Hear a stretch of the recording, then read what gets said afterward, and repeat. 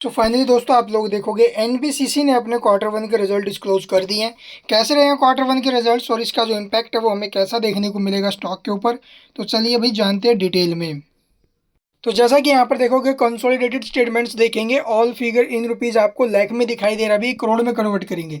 तो अब की बार जो टोटल इनकम हमें देखने को मिली है, यहाँ पर आप लोग देखोगे भी करंट क्वार्टर में जो इनकम हमें आते हुए नजर आई है भाई वो है लगभग 2,19,783 लाख की। करोड़ में कन्वर्ट करें तो 2,197 करोड़ की इनकम बनती है। जो प्रीवियस क्वार्टर से आप लोग देखोगे भी हमें गिरावट में आते हुए नजर आई, जो कि 4,75 करोड़ की इनकम थी। तो मैंने आपको बोला था ना भी कि उनके बेसिस पर इनकम गिरावट में आ सकती है, और वही हुआ, क्योंकि हर बार की तरह ऐसा होता है। और अब की बार जो प्रीवियस क्वार्टर से कंपेयर करो तो वहां पर 1,974 करोड़ की इनकम थी, वहां से इनकम में जंप है। तो ईयर ऑन ईयर इनकम में जंप है, बट क्यों के बेसिस पर इनकम में हमें गिरावट देखने को मिली है।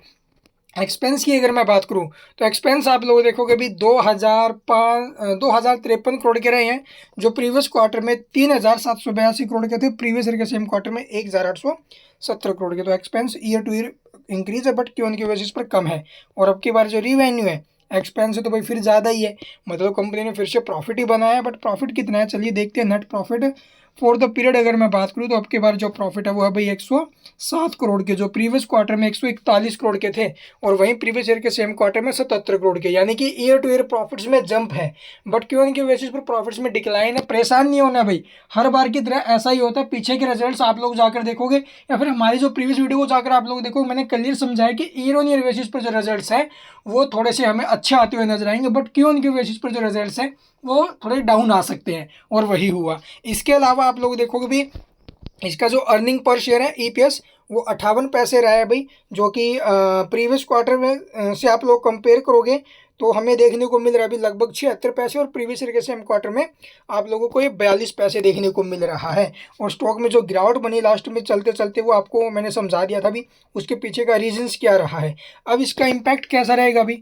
तो वो भी जानेंगे। तो अर्निंग पर शेयर जो एक्सपेक्ट किया गया था, एक्सपेक्टेड रिजल्ट से कंपेयर करेंगे ना, तो अर्निंग पर शेयर जो एक्सपेक्ट किया गया था वो अवेलेबल नहीं है अभी, बट रिवेन्यू अवेलेबल है। रिवेन्यू फ्रॉम ऑपरेशन आप लोग देखोगे तो आपके बार जो इनकम फ्रॉम ऑपरेशन से की है कंपनी वो है 2144 करोड़ की, और एक्सपेक्टेड थी भाई इसकी लगभग 1880 करोड़ की।